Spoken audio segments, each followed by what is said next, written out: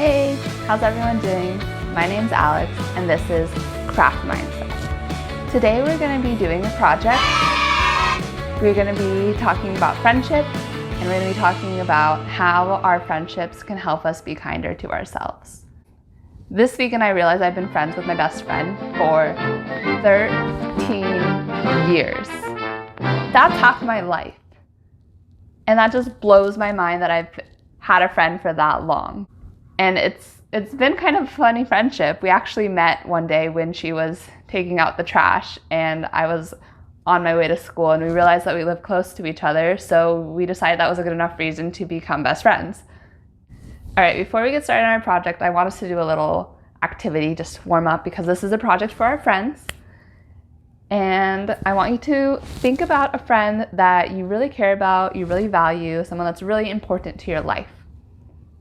I'm going to use my trash day BFF for this example. So I have a worksheet for you guys. I'm going to link it down below so you can follow along if you want to do these questions about your friend. But if not, you can always just follow along with the video. The first question is, how long have you known this person? Yeah, I've known my best friend for 13 years. How did you guys meet?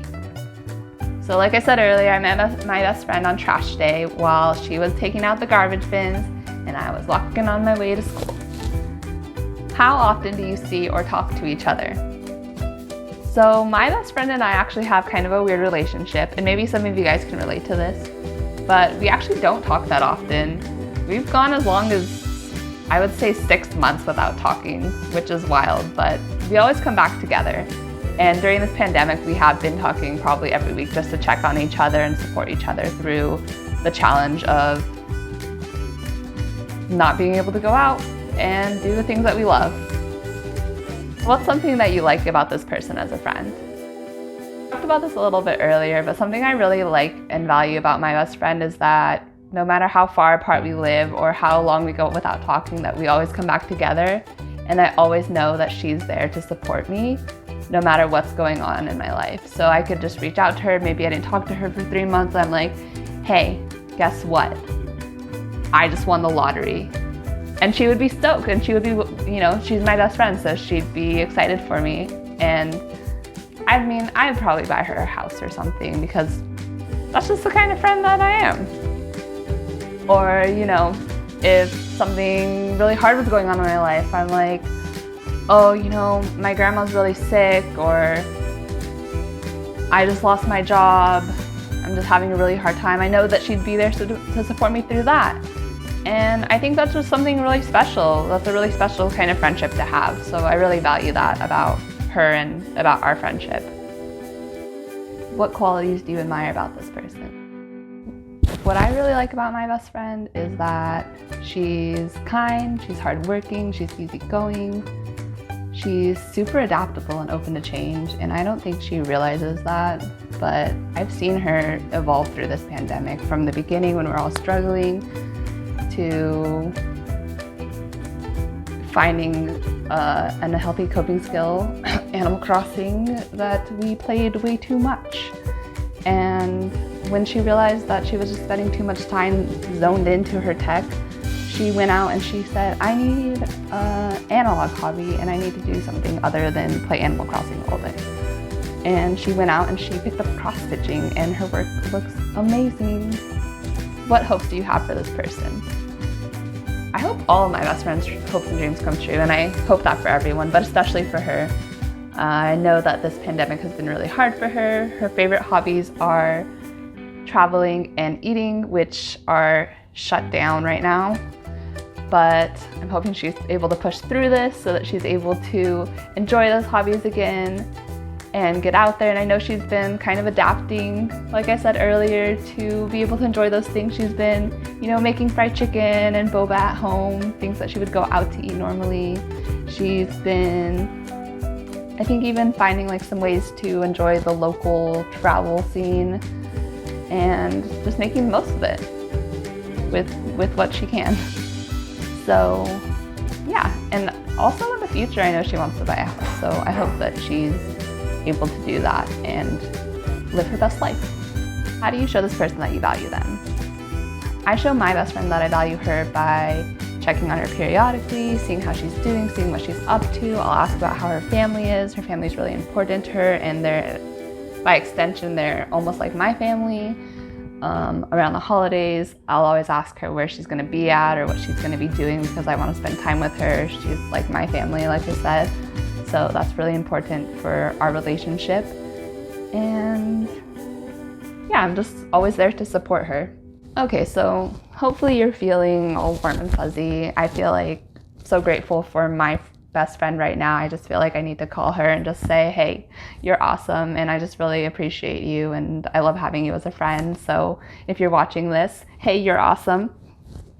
And you can send this to your friends so that they can know that too. So I want you to take a moment, now that we've been talking about friendship and our friends, and I want you to think about what makes a good friend. What are some of the qualities that came up when you were thinking about your friend?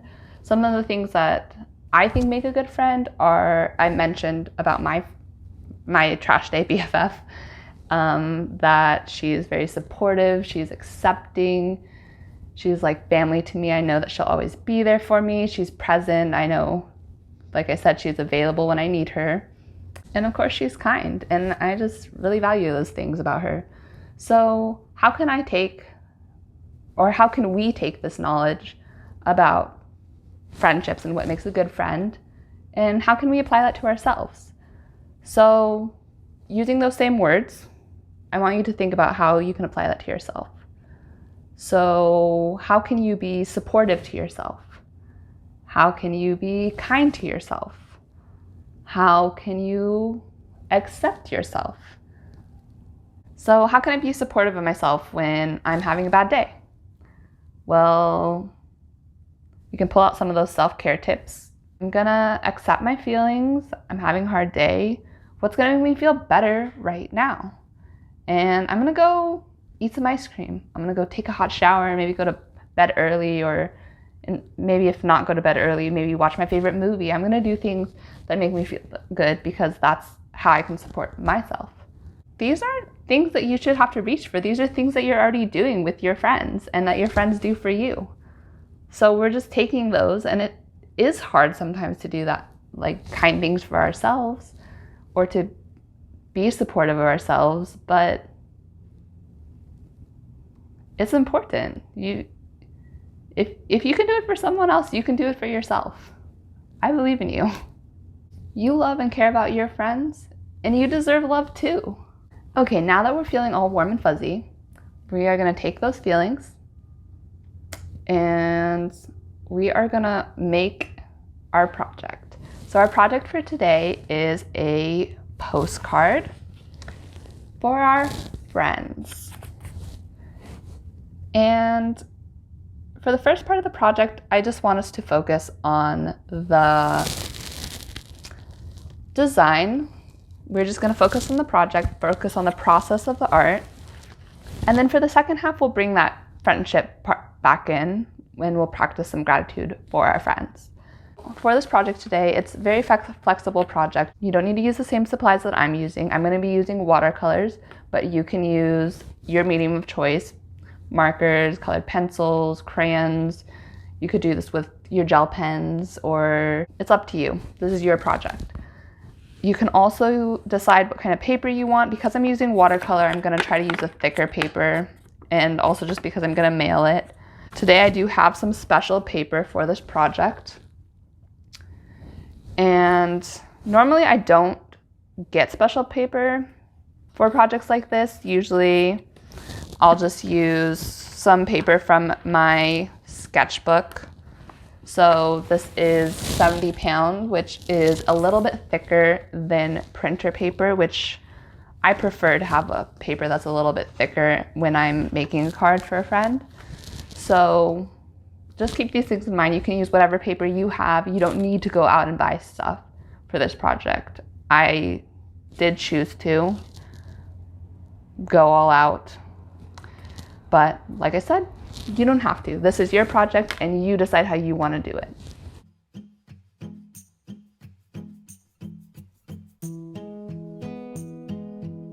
These are two examples that I made, and what I want us to focus on mainly is the different shapes today. So get your paper out, get comfortable, and let's get started. All right, so think of your shape. It can be any shape. Let's start with this regular purple now. Regular purple. Is that such a thing? And are you thinking of is this a rhombus? I forgot all that shape stuff. I have been out of school for far too long. Can someone in the comments please tell me what shape this is?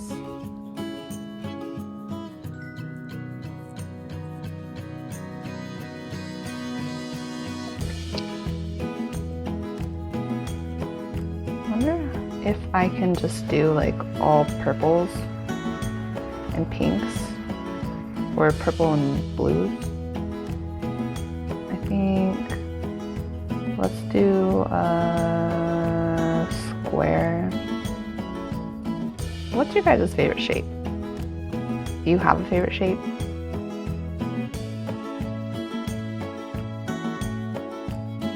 We are working on purple. This is very purple. I'm gonna get this like raspberry pink, and I think I am gonna do a circle maybe with some overlap. That is beautiful. Yeah. This color's the fruits of summer.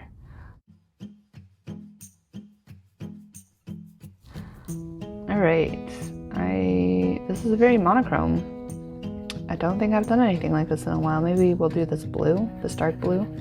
It's got a little orange in it, so I'm gonna try to really water it down. And just go with the line here. Ooh, no. Okay, I thought it was wet. I got it on my hand. Well, it is wet. I did smear it, but it didn't ruin it. And I kind of like the way that this one came out with like these color splashes. So, color splash? No color splash. Ooh, I don't know. Actually, what the heck? Let's color splash it. But what color? Should we still do purple? Should we do blue? Okay, let's do blue. This is monochrome, guys. Monochrome as heck. All right, you guys know how to do this? So this is just a little LPT here, life pro tip. You hold the brush, you take your other finger, and you tap the brush. Ooh, yeah.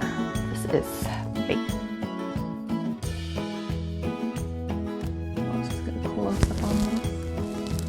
Yeah, buddy. Yeah, buddy. Yeah, buddy. You can really see those drops there. Next, I want you to go back to those feelings. Warm fuzzies. I don't know if you guys have ever used a postcard before. Snail mail is not as popular as it used to be, but the stamp goes here, the address goes here, and it doesn't matter what side it's on if you're just using a regular piece of paper. But because this one already has it, address here, stamp here, my address can go up here, and then you write your message on the other side. So, I am going to write something to my friend.